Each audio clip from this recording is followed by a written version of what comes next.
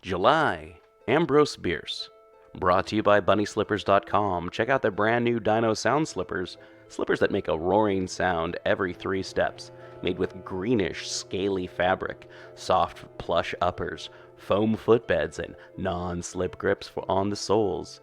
And 3 white claws on each foot.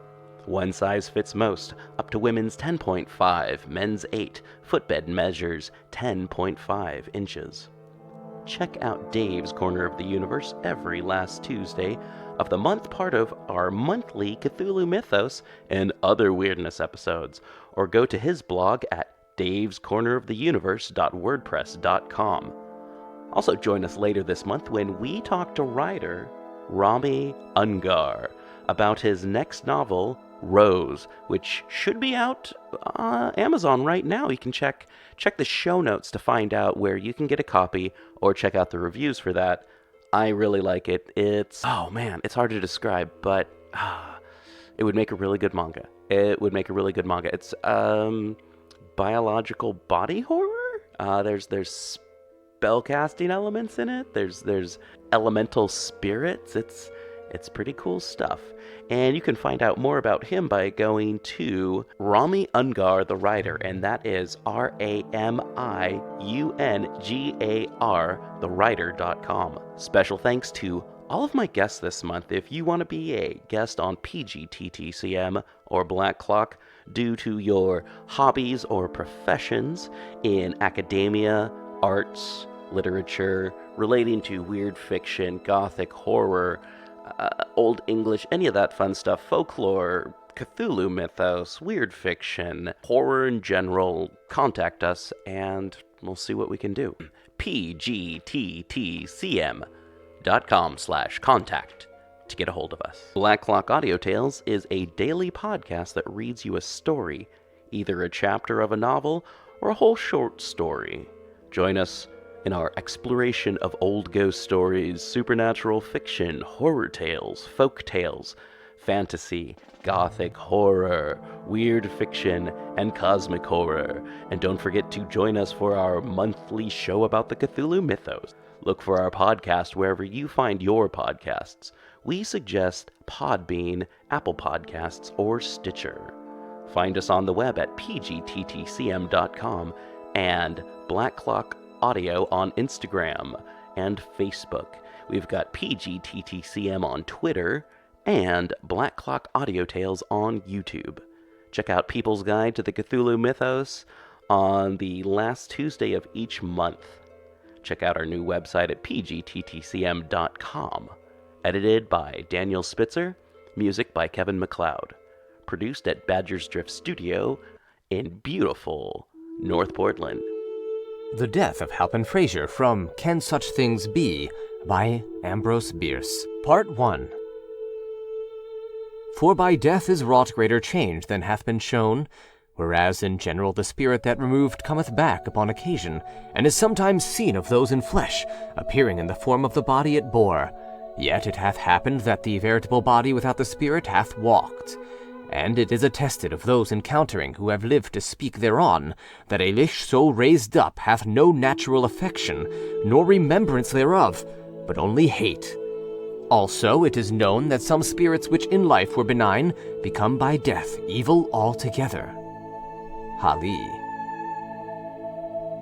One dark night in midsummer, a man waking from a dreamless sleep in the forest lifted his head from the earth, and staring a few moments into the blackness, said, "Catherine LaRue."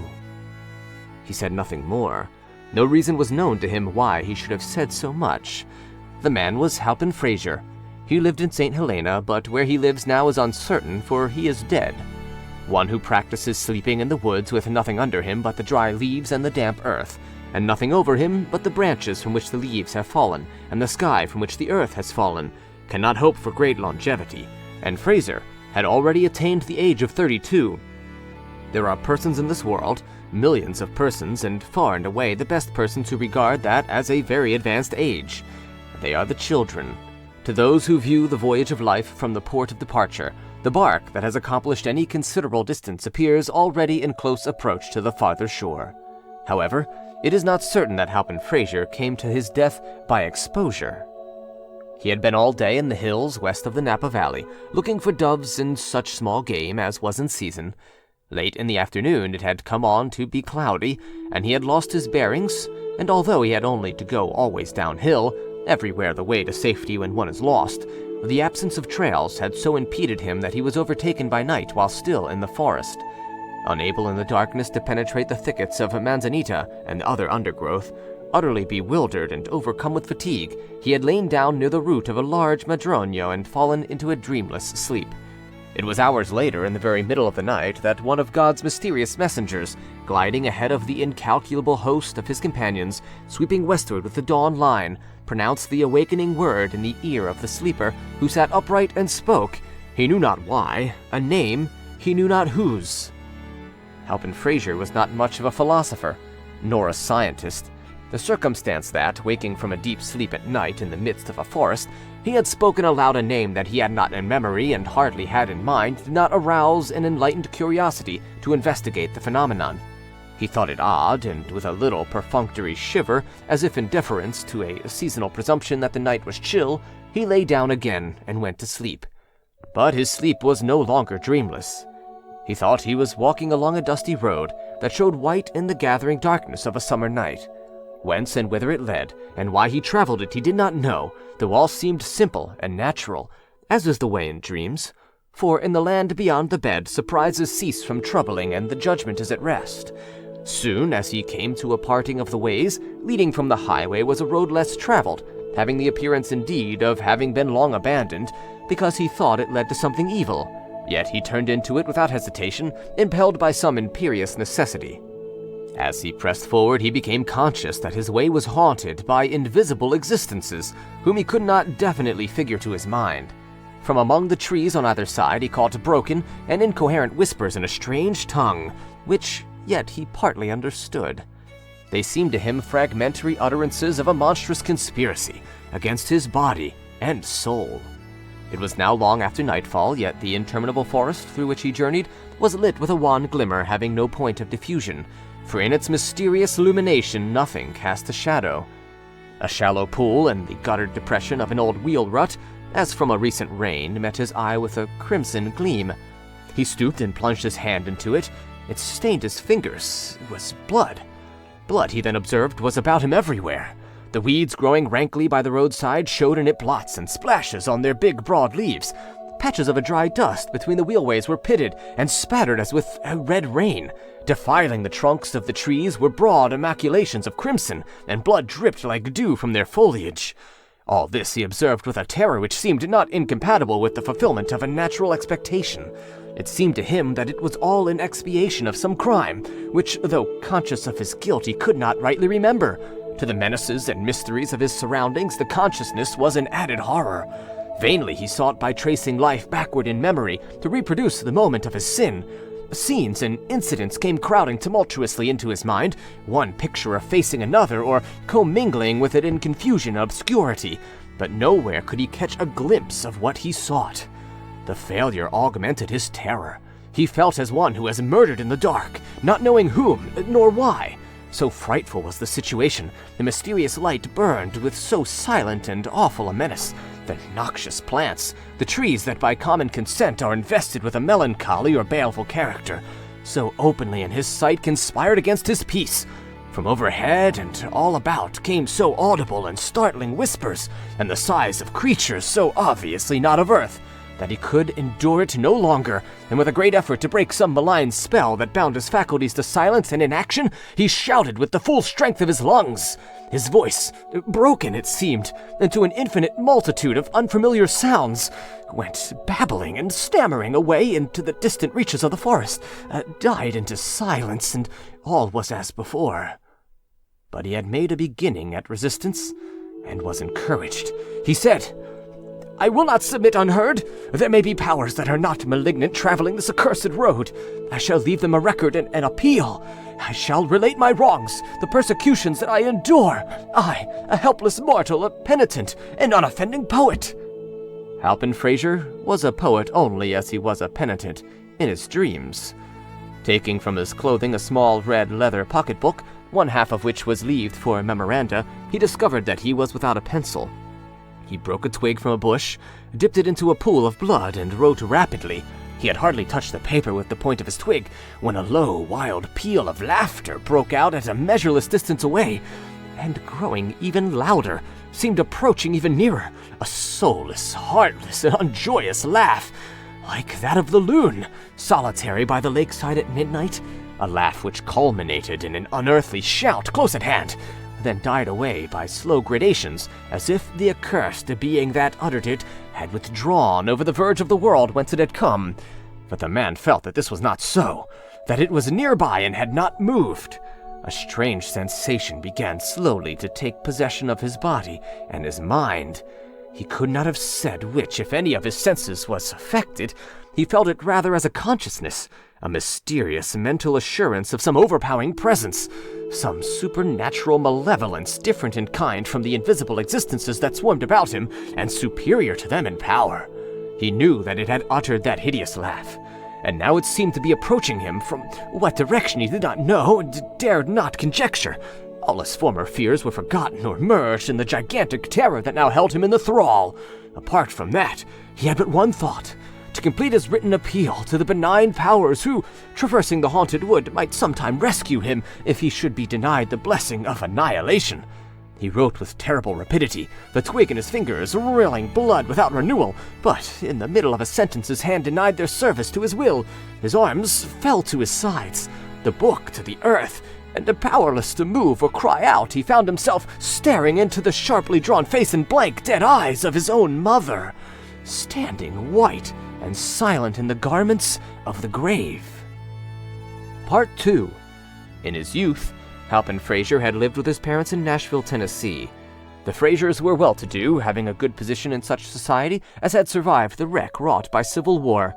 The children had the social and educational opportunities of their time and place, and had responded to good associations and instruction with agreeable manners and cultivated minds. Halpin, being the youngest and not over-robust, was perhaps a trifle spoiled. He had the double disadvantage of a mother's assiduity and a father's neglect. Frasier's pair was what no Southern man of means is not, a politician. His country, or rather his section and state, made demands upon his time and attention so exacting that to those of his family he was compelled to turn an ear partly deafened by the thunder of the political captains and the shouting, his own included.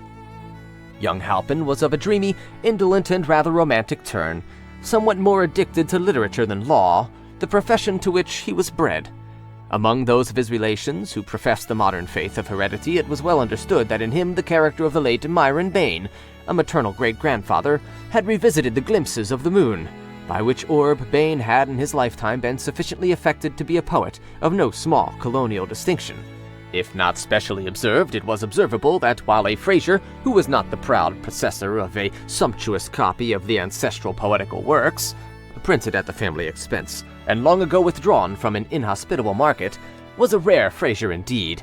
There was an illogical indisposition to honor the great deceased in the person of his spiritual successor. Halpin was pretty generally deprecated as an intellectual black sheep who was likely at any moment to disgrace the flock by bleating in meter. The Tennessee Frasers were a practical folk, not practical in the popular sense of devotion to sordid pursuits, but having a robust contempt for any qualities unfitting a man for the wholesome vocation of politics. In justice to young Halpin, it should be said that while in him were pretty faithfully reproduced most of the mental and moral characteristics ascribed by history and family tradition to the famous colonial bard, his succession to the gift and faculty divine was purely inferential. Not only had he never been known to court the muse, but in truth he could not have written correctly a line of verse to save himself from the killer of the wise. Still, there was no knowing when the dormant faculty might wake and smite the lyre. In the meantime, the young man was rather a loose fish anyhow. Between him and his mother was the most perfect sympathy, for secretly the lady was herself a devout disciple of the late and great Myron Bayne, though with the tact so generally and justly admired in her sex, despite the hardy calumniators who insist that it is essentially the same thing as cunning, she had always taken care to conceal her weakness from all eyes but those of him who shared it. Their common guilt in respect of that was an added tie between them. If in Halpin's youth his mother had spoiled him, he had assuredly done his part toward being spoiled. As he grew to such manhood as is attainable by a Southerner who does not care which way elections go, the attachment between him and his beautiful mother, whom from early childhood he had called Katie, became yearly stronger and more tender. In these two romantic natures was manifest in a single way that neglected phenomenon, the dominance of the sexual element in all the relations of life, strengthening, softening, and beautifying even those of consanguinity. The two were nearly inseparable, and by strangers observing their manner were not infrequently mistaken for lovers. Entering his mother's boudoir one day, Halpin Frasier kissed her upon the forehead, toyed for a moment with a lock of her dark hair which had escaped from its confining pins, and said with an obvious effort at calmness, "Would you greatly mind, Katie, if I were called away to California for a few weeks?" It was hardly needful for Katie to answer with her lips a question to which her telltale cheeks had made instant reply. Evidently she would greatly mind, and the tears, too, sprang into her large brown eyes as corroborative testimony. "Ah, my son," she said, looking up into his face with infinite tenderness. "I should have known that this was coming. Did I not lie awake a half of the night weeping because, during the other half, Grandfather Bain had come to me in a dream, and standing by his portrait, young, too, and handsome as that, pointed to yours on the same wall, and when I looked it seemed that I could not see the features. You had been painted with a face cloth, such as we put upon the dead. Your father has laughed at me, but you and I, dear, know that such things are not for nothing. And I saw below the edge of the cloth the marks of hands on your throat.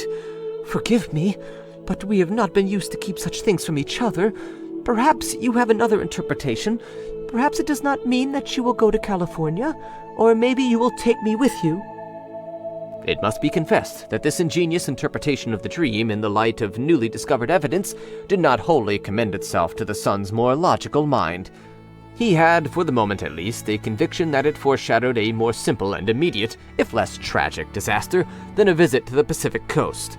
It was Halpin Frasier's impression that he was to be garroted on his native heath. "Are there not medicinal springs in California?" Mrs. Frasier resumed before he had time to give her the true reading of the dream. "Places where one recovers from rheumatism and neuralgia. Look, my fingers feel so stiff, and I am almost sure that they have been giving me great pain while I slept." She held out her hands for his inspection. What diagnosis of her case the young man may have thought it best to conceal with a smile, the historian is unable to state. But for himself he feels bound to say that the fingers, looking less stiff and showing fewer evidences of even insensible pain, have seldom been submitted for medical inspection by even the fairest patient desiring a prescription of unfamiliar scenes. The outcome of it was that of these two odd persons having equally odd notions of duty, the one went to California, as the interest of his client required, and the other remained at home in compliance with a wish that her husband was scarcely conscious of entertaining. While in San Francisco, Halpin Frasier was walking one dark night alone the waterfront of the city when, with a suddenness that surprised and disconcerted him, he became a sailor. He was, in fact, shanghaied aboard a gallant ship and sailed for a far country. Nor did his misfortunes end with the voyage, for the ship was cast ashore on an island of the South Pacific, and it was 6 years afterwards when the survivors were taken off by a venturesome trading schooner and brought back to San Francisco. Though poor in purse, Frasier was no less proud in spirit than he had been in the years that seemed ages and ages ago. He would accept no assistance from strangers, and it was while living with a fellow survivor near the town of St. Helena, awaiting news and remittances from home, that he had gone gunning and dreaming. Part 3. The apparition confronting the dreamer in the haunted wood. The thing so like yet so unlike his mother was horrible. It stirred no love nor longing in his heart. It came unattended with pleasant memories of a golden past, inspired no sentiment of any kind. All the finer emotions were swallowed up in fear. He tried to turn and run from before it, but his legs were as lead. He was unable to lift his feet from the ground. His arms hung helpless at his sides. Of his eyes only he retained control, and these he dared not remove from the lusterless orbs of the apparition, which he knew was not a soul without a body, but that most dreadful of all existences infesting that haunted wood, a body without a soul. In its blank stare was neither love, nor pity, nor intelligence, nothing to which to address an appeal for mercy. An appeal will not lie, he thought, with an absurd reversion to the professional slang, making the situation more horrible, as the fire of a cigar might light up a tomb. For a time which seemed so long that the world grew gray with age and sin, and the haunted forest, having fulfilled its purpose in this monstrous culmination of its terrors, vanished out of his consciousness with all its sights and sounds. The apparition stood within a pace, regarding him with the mindless malevolence of a wild brute, then thrust its hands forward and sprang upon him with appalling ferocity. The act released his physical energies without unfettering his will. His mind was still spellbound, but his powerful body and agile limbs, endowed with a blind, insensate life of their own, resisted stoutly and well. For an instant he seemed to see this unnatural contest between a dead intelligence and a breathing mechanism only as a spectator. Such fancies are in dreams. Then he regained his identity almost as if by a leap forward into his body, and the straining automaton had a directing will as alert and fierce as that of its hideous antagonist. But what mortal can cope with a creature of his dream? The imagination creating the enemy is already vanquished. The combat's result is the combat's cause. Despite his struggles, despite his strength and activity which seemed wasted in a void, he felt the cold fingers close upon his throat. Borne backward to the earth, he saw above him the dead and drawn face within a hand's breadth of his own, and then all was black. A sound as of the beating of distant drums, a murmur of swarming voices, a sharp, far cry signing all to silence, and Halpin Frasier dreamed that he was dead. Part 4. A warm, clear night had been followed by a morning of drenching fog. At about the middle of the afternoon of the preceding day, a little whiff of light vapor, a mere thickening of the atmosphere, the ghost of a cloud, had been observed clinging to the western side of Mount St. Helena, away up along the barren altitudes near the summit. It was so thin, so diaphanous, so like a fancy made visible that one would have said, "Look quickly, in a moment it will be gone." In a moment it was visibly larger and denser. While with one edge it clung to the mountain, with the other it reached farther and farther out into the air above the lower slopes. At the same time it extended itself to north and south, joining small patches of mist that appeared to come out of the mountainside on exactly the same level, with an intelligent design to be absorbed. And so it grew and grew until the summit was shut out of view from the valley, and over the valley itself was an ever-extending canopy, opaque and gray. At Calistoga, which lies near the head of the valley and the foot of the mountain, there were a starless night and a sunless morning. The fog, sinking into the valley, had reached southward, swallowing up ranch after ranch, until it had blotted out the town of St. Helena 9 miles away. The dust in the road was laid. Trees were adrip with moisture. Birds sat silent in their coverts. The morning light was wan and ghastly, with neither color nor fire.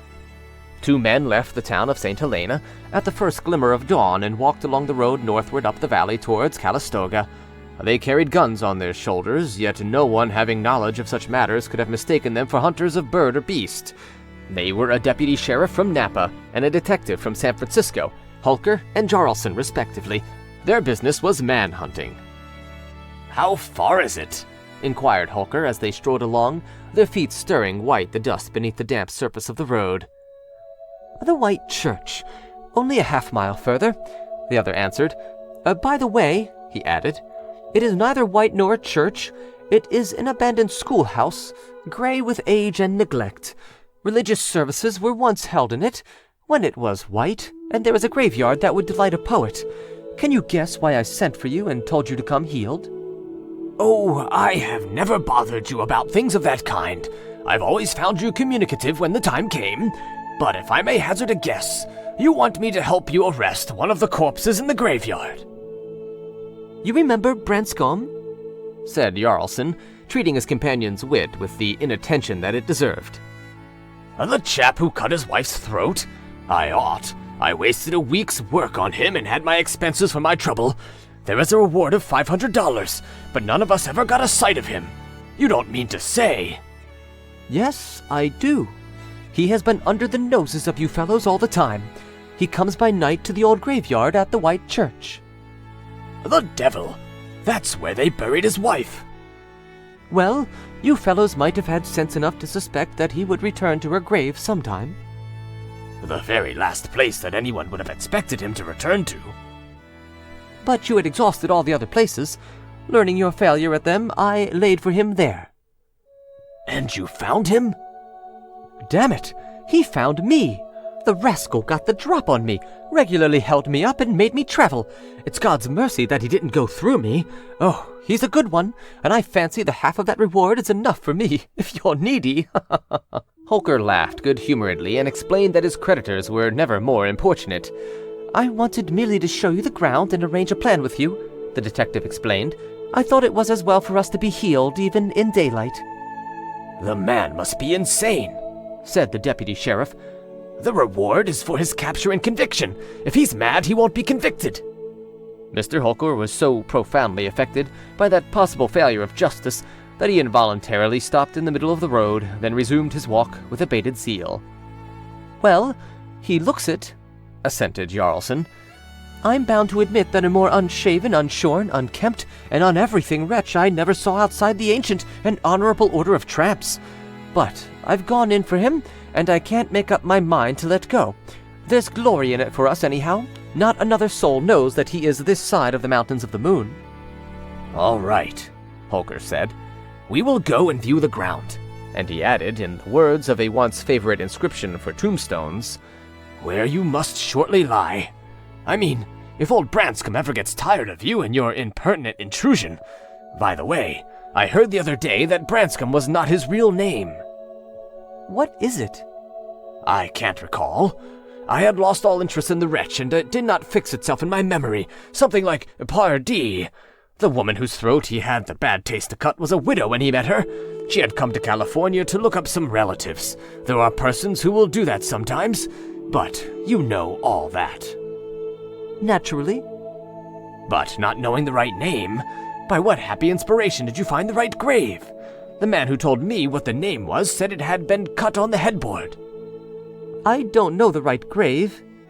Jarlson was apparently a trifle reluctant to admit his ignorance of so important a point of his plan. "I have been watching about the place generally. A part of our work this morning will be to identify that grave. Here is the white church." For a long distance the road had been bordered by fields on both sides, but now on the left there was a forest of oaks, madroños, and gigantic spruces whose lower parts could only be seen, dim and ghostly in the fog. The undergrowth was in places thick, but nowhere impenetrable. For some moments Holker saw nothing of the building, but as they turned into the woods it revealed itself, in faint gray outline through the fog, looking huge and far away. A few steps more, and it was within an arm's length, distinct, dark, with moisture, and insignificant in size. It had the usual country schoolhouse form, belonged to the packaging box order of architecture, had an underpinning of stones, a moss-grown roof, and blank window spaces whence both glass and sash had long departed.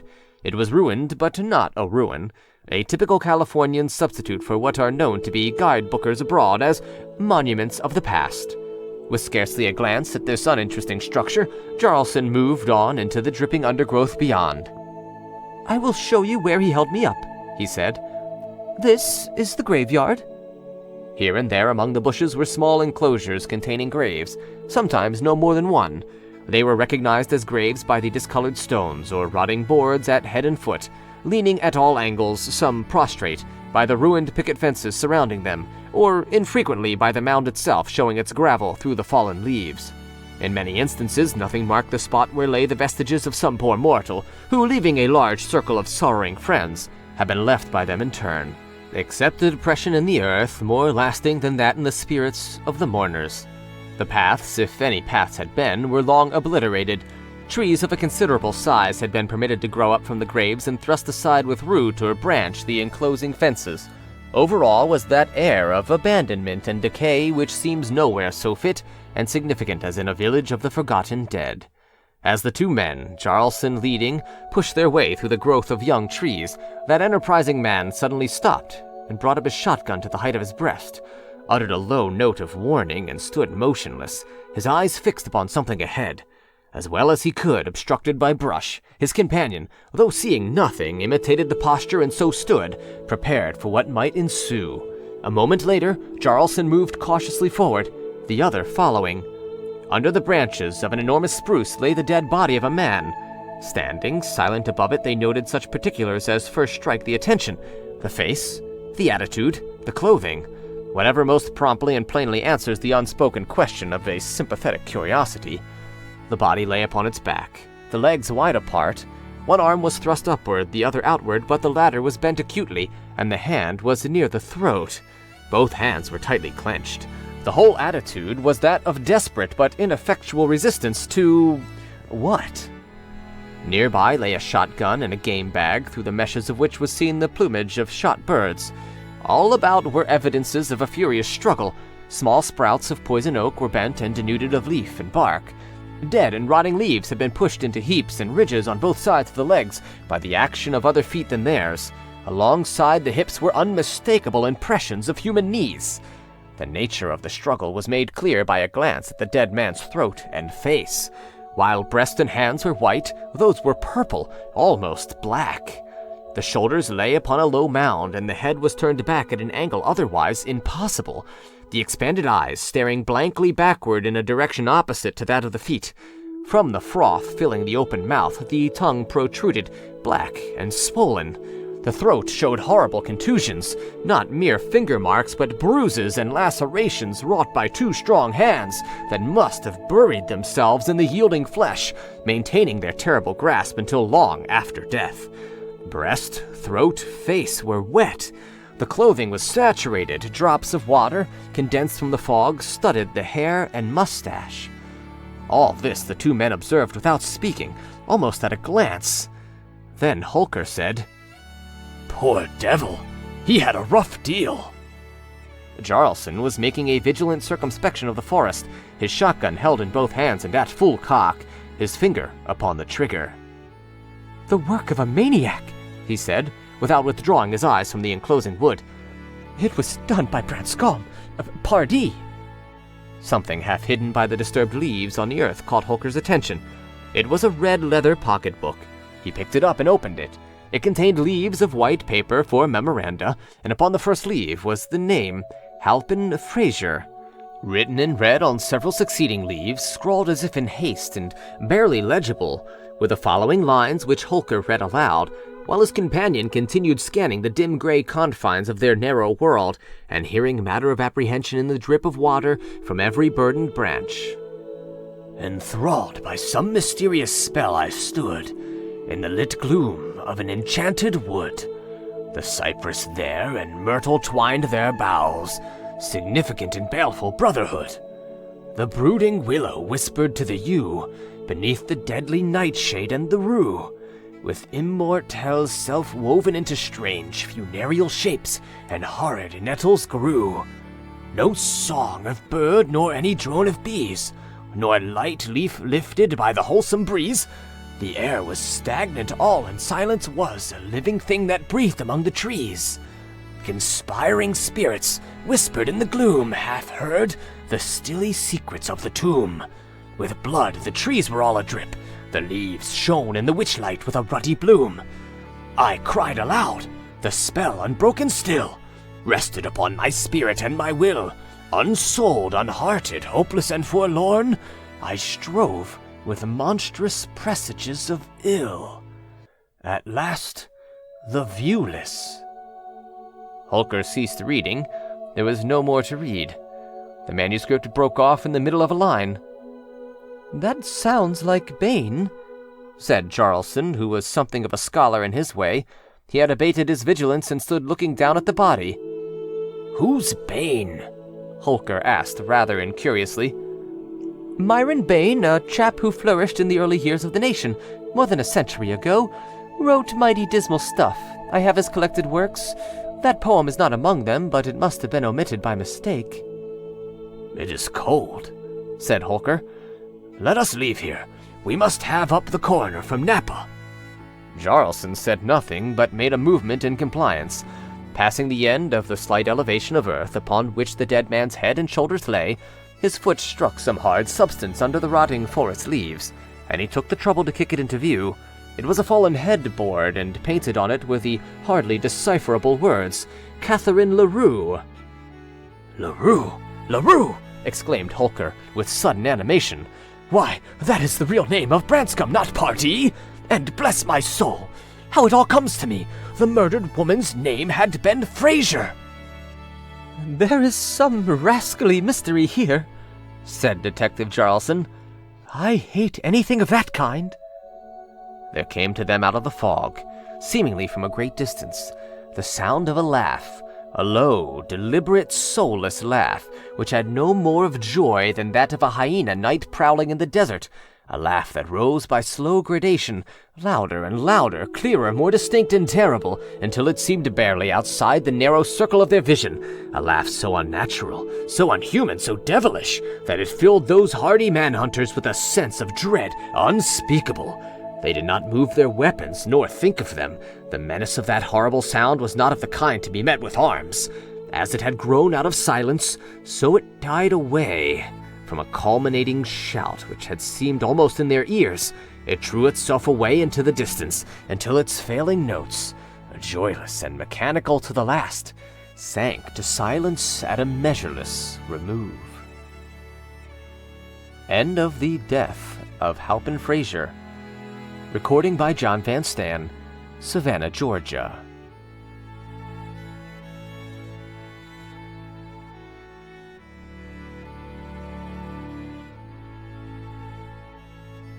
Hey everyone, thanks for listening. Help support the show and keeping it paywall free by going to paypal.me/pgttcm and donate $1 or $5 or whatever you feel. Or go to pgttcm.podbean.com and hit that patron button. That will set you up with donating on the regular if you want to keep this show going, if you want to hear 2 episodes of People's Guide to the Cthulhu Mythos a month, or if you want to hear better stories, higher quality stuff on the, monthly readings. We'll see what we can do. Okay, so you can rate, review, and subscribe wherever you find your podcasts. And we just want to say, check out Podbean. It's straight from the source. Apple Podcasts and Stitcher. So next month is going to be August Derleth. Send us any mythos stories that you've written yourself. And we're going to be talking about August Derleth and Arkham House Publishing. Month after that, we're going to have Bronte. So, Andrew Grace is going to be here for that. He's going to be here, probably a lot. October, we're going to have spooky stories, and that's just going to be all kinds of different ghost stories and spooky stories. And then in November, we're going to be going with, old English stories, so expect some Beowulf. All right, everyone, thanks again for listening so much, and I hope your podcast that's coming up next is good, and not like a whole bunch of the ends of podcasts that you're like, oh, I don't want to listen to the person at the end talk about stuff, and then you skip, and then at the end of the week you have all these ends of all these little podcasts and stuff. I always hear myself in those because I'm like, I don't want to listen to myself try and tell myself to help the show get better. Anyway, thanks a lot for listening. If you got all the way to this part, high fives. Send me a link. I mean, not send me a link. Send me a message on Facebook or Twitter or something and said, hey, I got all the way to the end of episodes. # high five. Anyway, you're the best. Keep on going.